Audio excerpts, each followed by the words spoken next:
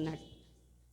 ఏంటి ఆ ప్రత్యక్షత అంటే, అక్కడ సూర్యుడు లేడు, చంద్రుడు లేడు, ఇలాంటి 1000 వోల్ట్స్ లైట్స్ అంతకంటే లేవు. కానీ ఒక దీపం అక్కడ ఉందంట. ఏంటి ఆ దీపం అంటే, గొర్రెపిల్లే అక్కడ దీపం, గొర్రెపిల్లే అక్కడ వెలుగు. ఎవరి గొర్రెపిల్ల? ఎందుకు అపోస్తులైన యోహాను ఈ దర్శనాన్ని చూస్తున్నాడు? ఈ గొర్రెపిల్ల యొక్క దీపం దగ్గరికి అందరు వచ్చారంట. ఎవరు వచ్చారు అక్కడ? భూరాజులు వచ్చారంట, అధిపతులు వచ్చారంట, సర్వ భూమి మీద ఉన్నటువంటి మనుషులందరూ ఆ గొర్రెపిల్ల దీపం కిందకి వెళ్ళిపోయారంట. అయితే అక్కడ వ్రాయబడిన మాట ఏంటంటే, ఆ గొర్రెపిల్ల దగ్గర ఒక జీవ గ్రంథం ఉంది, అందులో ప్రతివాని పేరు వ్రాయబడింది. ఆమేన్. గట్టిగా స్తోత్రం కలుగునుగాక. ఆ గొర్రెపిల్ల చేతిలో ఏముందో తెలుసా? ఒక జీవ గ్రంథం. ఎందుకు జీవ గ్రంథం? భూమి మీద ఉన్న ప్రతి ఒక్కళ్ళు గొర్రెపిల్ల దీపం దగ్గరికి వెళ్ళాలి. ఎవరు ఆ గొర్రెపిల్ల అంటే, యోహాను సువార్త 1వ అధ్యాయంలో చెప్పాడు, నిజమైన వెలుగు ఉండెను. 1వ అధ్యాయంలో 3వ వచనం, నిజమైన వెలుగు ఉండెను, ఆ వెలుగు లోకంలోకి వచ్చి ప్రతి మనిషిని వెలిగిస్తుంది.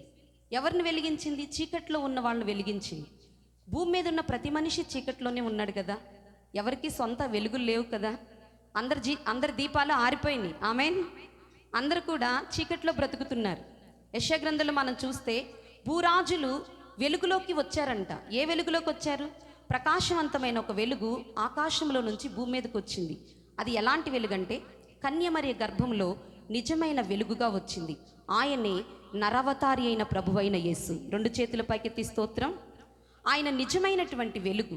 ఆ వెలుగు ఈ లోకానికి ఎందుకు వచ్చిందంటే, ప్రపంచంలో ఉన్న ప్రతి మనిషిని వెలిగించడానికి వచ్చింది. ప్రపంచంలో ఉన్న మనుషులందరికీ ఆ వెలుగు ఒక ఆహ్వానాన్ని పంపిస్తుంది. ఏంటి ఆహ్వానం అంటే, దూతలు వచ్చి చెప్పారు. ఎవరితో? గొర్రెల కాపర్లతో. నక్షత్రం చెప్పింది జ్ఞానులతో, ఆ వెలుగు అక్కడ ఉంది, వెళ్ళండి అని చెప్పి. వీళ్ళందరూ వెళ్ళి ఆరాధించారు. కానీ హేరోద్ దగ్గరకు కూడా ఈ వెలుగును గురించి సమాచారం వచ్చింది. కానీ హేరోద్ అనుకున్నాడంట, మాకు అవసరం లేదనుకున్నాడు. కానీ తర్వాత హృదయులు అనుకున్నాడంట, వెళ్దాం కానీ, ఆరాధించడానికి వెళ్దాం కానీ, తప్పకుండా ఆ శిశువుని చంపేద్దాం అనుకున్నాడు. చాలాసార్లు హృదయాల్లో వెలుగును తీసేయడానికి యేసయ్య వస్తే, వెలుగు కోసమని యేసయ్య దగ్గరికి వెళ్ళినట్టుగా కనపడుతున్నాం, కానీ నిజమైన వెలుగు మన లోపలికి మనం స్వీకరించడానికి ఇష్టపడట్లా. ఇలాగా 2024 సంవత్సరాల కృతజ్ఞత కూడికలు వెళ్ళిపోతున్నాయి. ఆమేన్. అయినా దేవుడు ఈ రాత్రి మనకి ఆరోగ్యం ఇచ్చాడు, ఆయుష్కాలం ఇచ్చాడు. అందుని బట్టి దేవుని స్తుతిద్దామా? ఒకసారి స్తోత్రం చెప్పండి. ఇంకా నూతన సంవత్సరాలకు వెళ్ళటానికి 2 రోజుల ముందు ఈ కూడికలు జరుగుతున్నాయి. ఎందుకు జరుగుతున్నాయో తెలుసా? మన విశ్వాసాన్ని సిద్ధపరచుకోవటానికి. నిజమైన గొర్రెపిల్ల దీపం దగ్గర మనం ఉన్నామా లేదని మన జీవితాలు ఒకసారి చెక్ చేసుకోవాలి. యేసు ప్రభుని గురించి బైబిల్ చెప్తుంది, నిజమైన గొర్రెపిల్ల. ఆ గొర్రెపిల్లకు ఉన్నటువంటి పనేంటో తెలుసా? లోకంలో ఉన్న ప్రతి పాపాన్ని మోయటానికి వచ్చినటువంటి గొర్రెపిల్ల. యోహాను సువార్త 3వ అధ్యాయం ఒకసారి రండి. ఇక్కడ అపోస్తలుడైనటువంటి యోహాను మరొక మాటని ఇక్కడ యేసయ్యను గురించి వ్రాస్తూ ఉన్నాడు. యోహాను రాసినటువంటి పత్రిక 1వ అధ్యాయం. ఎవరండి యేసు ప్రభు? లోకములో ఉన్న ప్రతి పాపాన్ని, అంటే నీ పాపం నా పాపం, అందరూ అనుకోండి నా పాపం అనండి. మీరు అలాగే అంటారు, అమ్మగారు నేను ఎక్కడ పాపం చేశాను అంటారా? అందరం పాపం చేశాం, భూమి మీద పాపం చేశాం. కాబట్టి ఆయన మహిమకు మనము వారసులము అవటం లేదు. కాబట్టి యేసు తానే వెలుగుగా వచ్చాడు. ఆయన నిజమైన వెలుగు. నీ హృదయంలో ఉన్నటువంటి పాపాన్ని తీసివేయగలిగిన నిజమైన వెలుగండి. ఈ రాత్రి ఆ వెలుగు నీతో మాట్లాడుతుంది. నీ పాపాన్ని మోయటానికి, నీ అతిక్రమాలు తుడిచివేయటానికి నిన్ను ఆయన గొర్రెపిల్లగా వెలిగిన దీపం కింద తన గ్రంథములో నీ పేరు వ్రాయడానికి ఆయన సిద్ధంగా ఉండి 2024 సంవత్సరాలు ఇదిగో 29 రోజులు నీ మీద వెళ్ళిపోతున్నాయి. ఆమేన్. ఈ రాత్రి ఒక శుభ సందేశం ఏంటో తెలుసా? ఈ గొర్రెపిల్ల వెలుగు దగ్గరకు నువ్వు రావాలి. ఈ గొర్రెపిల్ల వెలుగులో నీ కుటుంబాన్ని నడిపించుకోవాలి.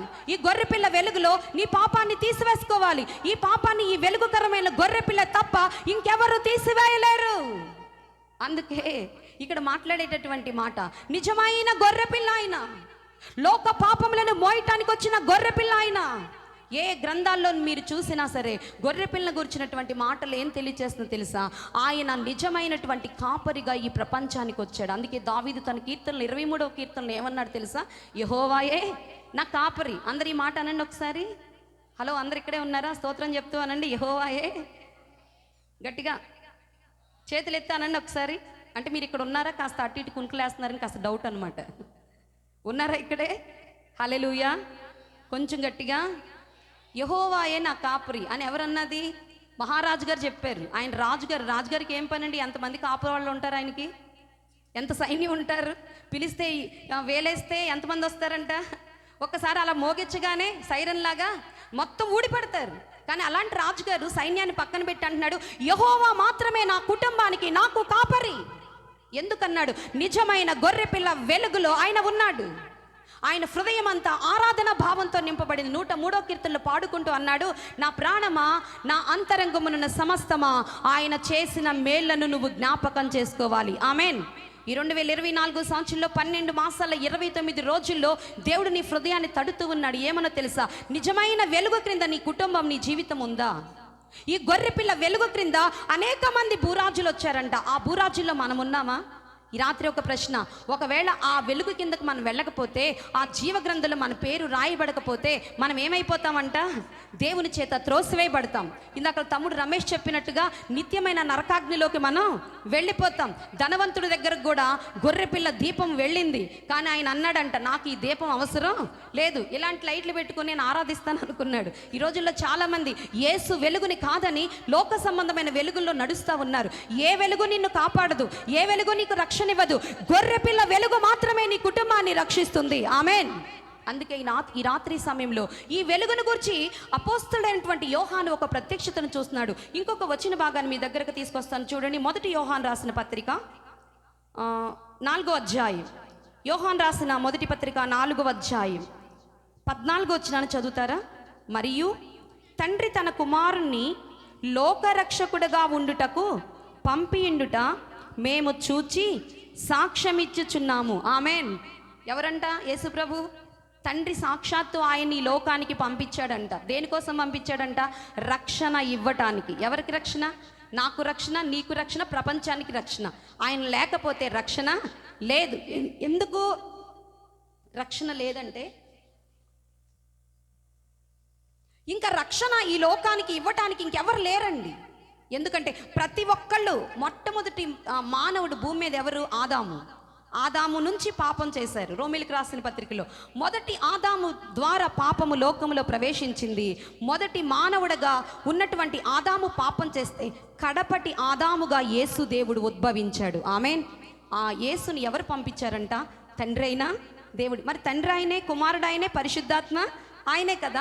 త్రిత్వములో ఏకత్వం అయి ఉన్నాడు ఆయన. ఆదికాండం 1వ అధ్యాయం 26వ వచనంలో ఏమన్నాడు తెలుసా?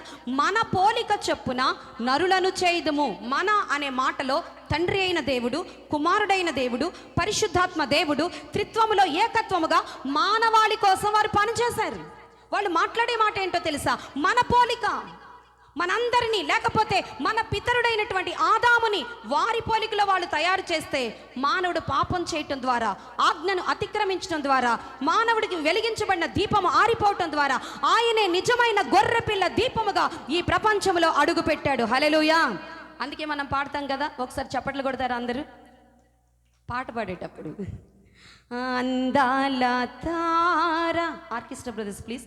అరుదించే నాకై అంబార వీధిలో పాడదాం. అవతారమూర్తి యేసయ్య కీర్తి అవని చాటుచు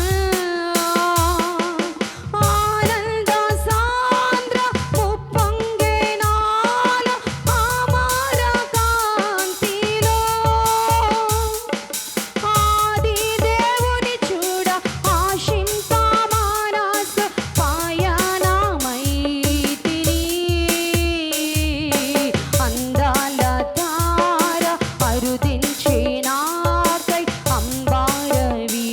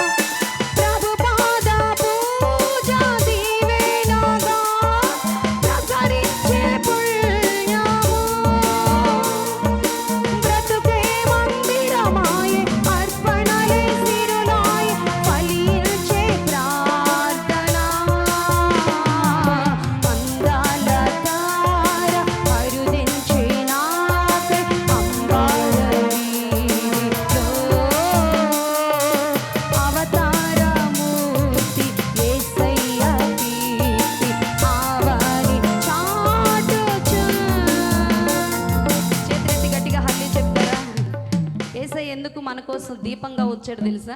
మనం ఆరిపోయాం, చీకటి పాలైపోయాం, శాపగ్రస్తులం అయిపోయాం, ఆయనతో సహవాసం తెగిపోయింది. మనం పిలిచిన ఆయన రావటంలా, ఆయన మనల్ని వెతుక్కుంటారు. ఎందుకంటే అంత గాఢాంధకారపు చీకట్లోకి మనం వెళ్ళిపోయాం. అందుకే తండ్రి అయిన దేవుడు అనుకున్నాడంట, నేనే కుమారుడుగా వీళ్ళ దగ్గరకు వెళ్ళిపోవాలి. ఆమెన్. అందుకే యేసయ్య దగ్గరికి పరిసయ్యులు వచ్చి అంటారు, పొద్దాకల తండ్రి తండ్రి అంటావు, ఎట్టుంటాడు చెప్పవయ్యా అన్నారు. అప్పుడు యేసయ్య అన్నాడు, నన్ను చూసినోడు తండ్రిని చూసినట్టే. స్తోత్రం. హల్లి చెప్తారు గట్టిగా. యేసయ్య ఎప్పుడు మాట్లాడినా కూడా చాలా ఆశ్చర్యకరంగా మాట్లాడేవాడు. ఎప్పుడు తండ్రి పంపాడు, అసలు ఆయన ఎట్టుంటాడు చూపి అన్నాడు. అప్పుడు యేసయ్య అన్నాడు, నన్ను చూస్తున్నారుగా సరిగ్గా చూడండి. ఇందాక పాస్టర్ గారు చెప్పినట్టుగా ఎలా చూడాలంట? ఆత్మీయ నేత్రాలతో చూస్తే ఆయన ఏంటో మనకు అర్థమయ్యిద్ది. హల్లెలూయా. భూ సంబంధమైన కన్నులతో నీకు ఆయన అర్థం కాడు. భూ సంబంధమైన ఆలోచనలతో దేవుని జ్ఞానం నీకు అర్థం కాదు. దేవుని చిత్తము నీకు అర్థం కాదు. 2024 సంవత్సరం ముగించక ముందే ఒక నూతన తీర్మానముతో నీ ఆత్మీయ కన్నులు తెరవబడునుగాక. అలా తెరవబడితేనే ఆయన ఏంటో నీకు అర్థం అవుతాడు. అందుకే ఇక్కడ అన్నాడు, తండ్రి అయిన దేవుడు కుమారుడైన యేసుని పంపించాడు. ఆయనని ఎవరైతే నోటితో ఒప్పుకుంటారో వారు రక్షించబడతారు. ఆమేన్. ఎవరైతే రక్షించబడతారో వారి పేర్లు జీవ గ్రంథములో ముద్రించబడతాయి. ఈ రాత్రి మీ అందరి పేర్లు పంచాయతీలో ఉన్నాయి కదా. ఆమేన్. అందుకే ఏది వచ్చినా సరే మీరు అసలు ముందు పరిగెత్తేస్తారనమాట. కానీ రాత్రి శుభవార్త, పరలోకములో జీవ గ్రంథంలో మీ పేరు రాశాడు యేసయ్య. ఆమేన్. ఎందుకంటే ఆయన కొరకు భూమి మీద పనిచేసే ఏ ఒక్కరిని ఆయన విడిచిపెట్టడు. హల్లెలూయా. అందుకే ఈ శుభ సమయంలో దేవుడు వాగ్దానం మన దగ్గరికి ఏంటంటే, రక్షించగలిగిన దీపముగా ఆయన గొర్రెపిల్లగా అక్కడ ఉన్నాడు. అక్కడ ఇలాంటి లైట్లు అవసరం లేదు. ఆయన నిలబడితే ఆ పరలోకమంతా మహిమగా ఉండిపోద్ది. హల్లెలూయా. ఆ మహిమ చాటుకు నువ్వు వెళితే ఆయనతో సదాకాలము నువ్వు ఆనందంగా ఉంటావు. అక్కడ ఏడుపు ఉండదంట, అక్కడ నిరాశ ఉండదంట, నిస్పృహలు ఉండదంట, పొద్దున్నే క్యారేజ్ కట్టుకొని డ్యూటీకి వెళ్ళాల్సిన అవసరం లేదంట. నిరంతరము జీవము కలిగిన ఆయన జీవవృక్ష ఫలాలు తింటూ ఆయనతో సహా మనం ఆనందాన్ని అనుభవిస్తాం. ఆమేన్. అది దేవుని గొర్రె పిల్లైన ప్రభువైన యేసు ప్రపంచంలో ఉన్న నీకు నాకు స్వతహాగా విశ్వాసము ద్వారా అనుగ్రహించిన గొప్ప ఔన్నత్యం. కాబట్టి రాత్రి వేళ ఈ కృతజ్ఞత ఆరాధన కూడికల్లో ఒకళ్ళ యేసు దగ్గరికి నువ్వు రాకపోతే, ఇక్కడ ఎంతమంది టీం లేకపోతే కమిటీ యవనస్తులు ఈ కూడికను పెట్టారో నాకు తెలియదు, కానీ యవనస్తులకు ప్రత్యేక ఒక మాట చెప్పాలనుకుంటున్నా. ఈ కూడికలు పెట్టేటటువంటి వారు యేసులో ఉండి, యేసుని అంగీకరించి, యేసులో రక్షించబడి పరలోకములోకి వారి జీవితాలు నడిపించబడునుగాక. ఆమేన్. ఎందుకంటే ఈ ప్రయాస వ్యర్థం కాదు. ఎందుకంటే క్రీస్తు కొరకు మనం ఏదైతే ప్రయాస పడుతున్నామో